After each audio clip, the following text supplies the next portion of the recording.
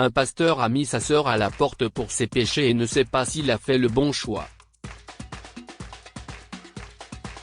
Bien des années plus tard, il a trouvé sa nièce dans une situation incertaine et a été confronté à nouveau à la même question difficile. Tu n'es pas un homme de Dieu, Thomas. Dieu ne sera pas clément avec toi, a crié la sœur de Thomas, Erika, en sortant de sa maison avec un bébé dans les bras. Thomas avait les épaules courbées, et ne pouvait rien faire. Erika a eu une liaison et est tombée enceinte. Elle est venue chez son frère pour lui demander un abri.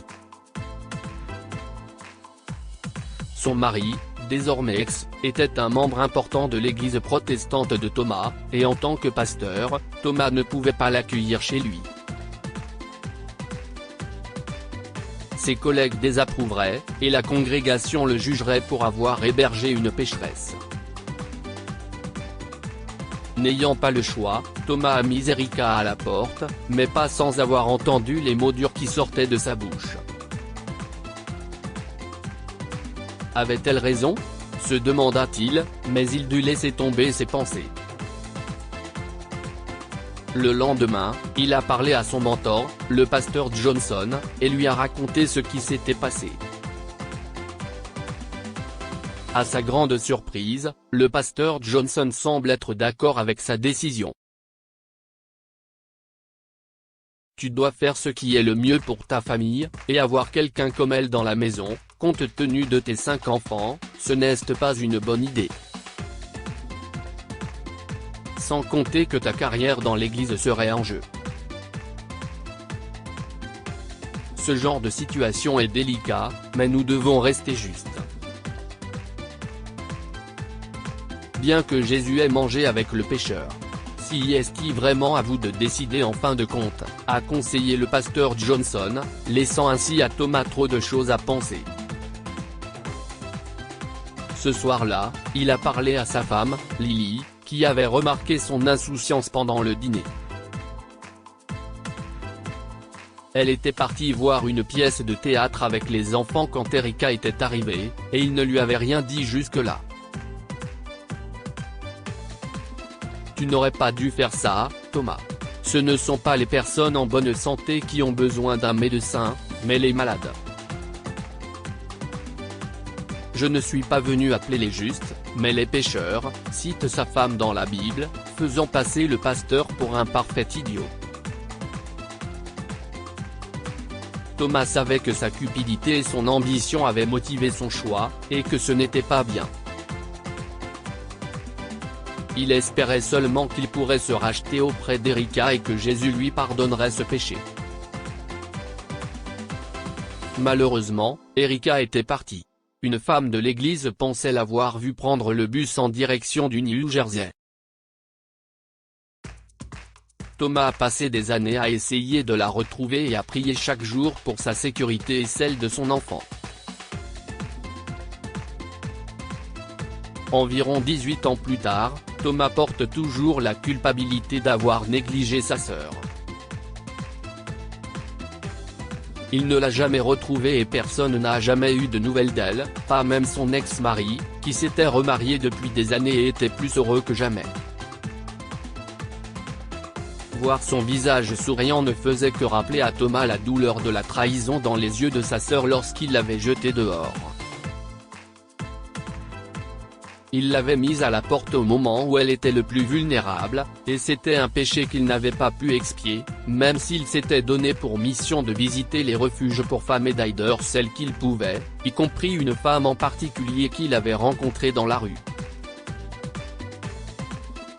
Il marchait dans la rue, pensant à son sermon à venir, lorsqu'il a repéré la jeune femme qui dormait sur le trottoir avec quelques couvertures. Il s'est approché d'elle, espérant lui offrir un abri dans l'église, et il a vu son gros ventre de femme enceinte. Cela lui a brisé le cœur au plus haut point de voir des jeunes femmes dans cette situation. « Jeune femme, êtes-vous réveillée ?» dit-il doucement, et la femme a ouvert lentement les yeux.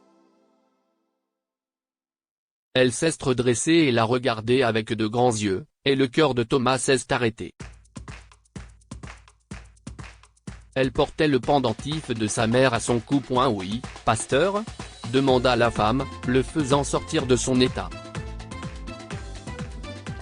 Oh, je voulais vous offrir un abri. L'église a quelques lits, et nous avons de la nourriture. Ce n'est pas beaucoup, mais si est mieux que Wichi. Je peux aussi vous emmener dans un refuge pour femmes à proximité si vous préférez, dit Thomas, mais ses yeux étaient rivés sur le pendentif. La femme l'a remarqué. Vous regardez ma poitrine ? Vous êtes un prêtre, pour l'amour de Dieu. Non. Non.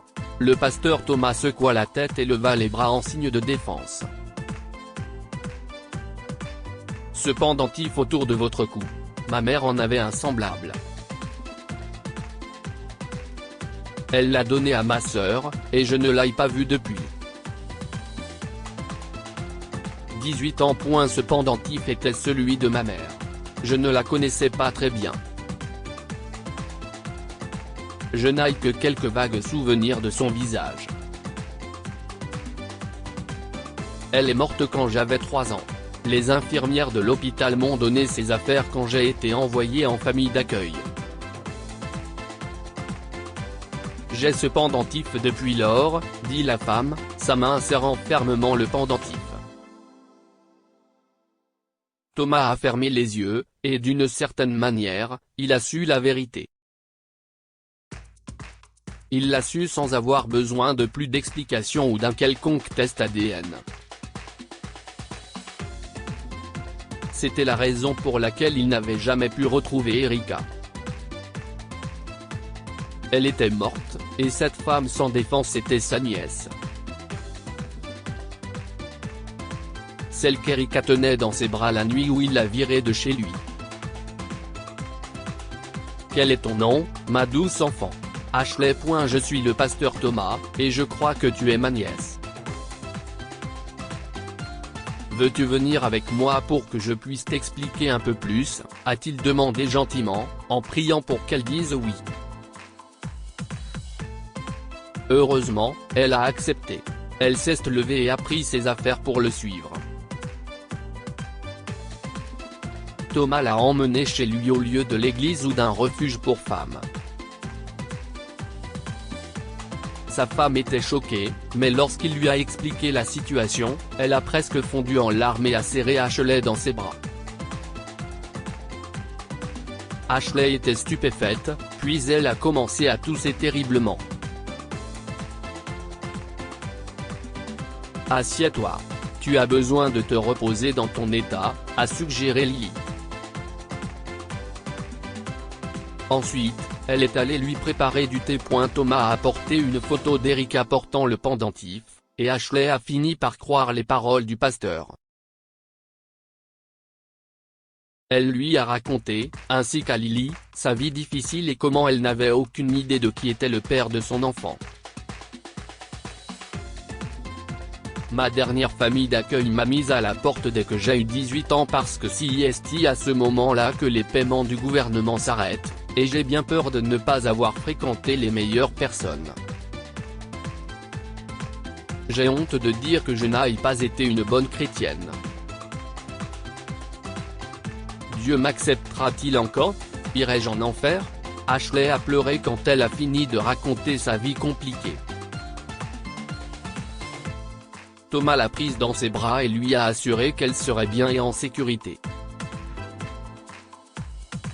Tu iras au paradis, mon enfant.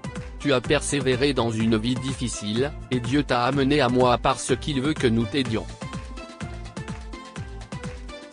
Nous le ferons.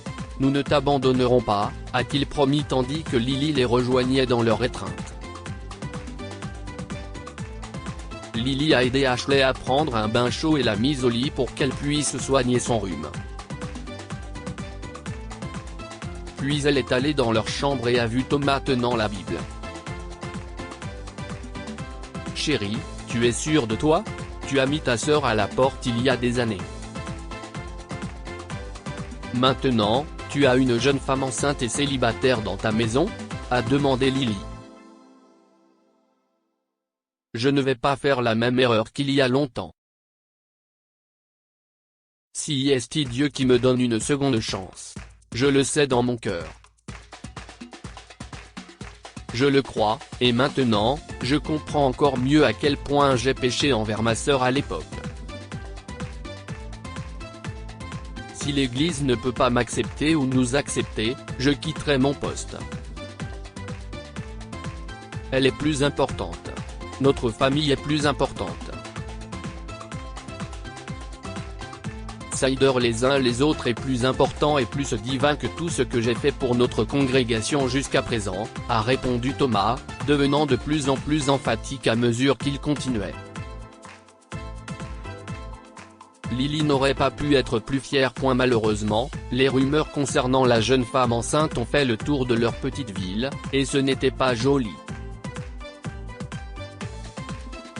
Certaines personnes chuchotaient et fronçaient les sourcils en regardant Thomas.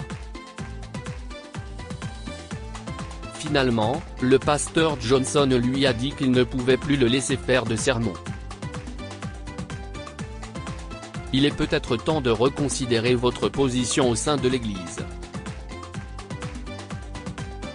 Avoir une femme célibataire et enceinte dans votre maison ne fait pas bonne figure. Les gens parlent, a dit son mentor, et Thomas l'a regardé avec un sentiment étrange dans son cœur, la déception. Vous avez raison. Ce n'est plus le bon endroit pour moi, lui a-t-il dit et il a quitté l'église. Heureusement, il a trouvé un nouvel emploi dans une autre église à quelques minutes de là, avec des gens différents et des valeurs différentes. Ils étaient plus indulgents et en phase avec les nouvelles opinions du pasteur Thomas. Bientôt, les fidèles de son ancienne église l'ont découvert et ont recommencé à assister à ses sermons. À notre époque, les gens ne voulaient pas se rendre dans un endroit où ils seraient jugés ou être entourés d'une communauté qui ne se rallierait pas pour aider quelqu'un qui en aurait besoin. Ils voulaient un endroit où ils pouvaient se connecter à un Dieu qui pardonne, un Dieu qui peut comprendre leurs erreurs, avec des pasteurs qui les aideraient à trouver le pardon sans préjugés. Le pasteur Thomas n'avait jamais été aussi heureux depuis des années dans ce nouvel endroit, et de plus en plus de gens venaient le remercier. Sa famille a bénéficié de ce changement à bien des égards, et sa nièce s'est épanouie, grâce à cette communauté. Les gens étaient impatients d'aider la jeune femme avec son bébé, sachant que les bébés étaient une bénédiction, quoi qu'il arrive. Ashley a fini par rencontrer son futur mari dans cette église, et le pasteur Thomas les a mariés lui-même. Ce jour-là, lors de la réception de mariage, il a demandé à Lily, « Penses-tu que Dieu et Erika m'ont pardonné mon péché, chérie ? Je dois croire qu'ils l'ont fait, mon cœur. » Un Dieu qui pardonne est la base de notre foi, n'est-ce pas ? Répond-elle en posant sa tête sur son épaule. Car je pardonnerai leur méchanceté et ne me souviendrai plus de leurs péchés. Jérémie 31, 34, murmura Thomas en regardant sa nièce rire et danser avec son nouveau mari et leur enfant, qu'il adorait de tout son cœur. Que pouvons-nous apprendre de cette histoire ? Personne n'est parfait, alors il ne faut pas juger les autres. Thomas a fait quelque chose d'horrible à sa sœur il y a des années, en la jugeant et en la mettant à la porte au moment où elle était le plus vulnérable. Cela l'a tourmenté pendant des années. Dieu pardonnera vos péchés à condition que vous vous repentirez. La base de la foi en Dieu est que vous serez pardonné pour les erreurs que vous commettez à condition que vous regrettiez et expirez ce que vous avez fait. Il a fallu des années à Thomas avant qu'il puisse croire que Dieu lui pardonne. Cette histoire est inspirée de la vie quotidienne de nos lecteurs et rédigée par un écrivain professionnel. Toute ressemblance avec de véritables noms ou lieux est une pure coïncidence. Toutes les images sont utilisées uniquement à des fins d'illustration. Partagez votre histoire avec nous. Elle changera peut-être la vie de quelqu'un. Si vous souhaitez partager votre histoire, envoyez-nous un mail à info@amomama. Partagez cette histoire avec vos amis. Elle pourrait égayer leur journée et les inspirer. Si vous avez aimé cette histoire, vous aimerez peut-être celle d'une fille qui annonce sa grossesse à ses parents, sa mère la met à la porte. Par la suite, elle perd tout. Abonnez-vous à Amomama sur Google News.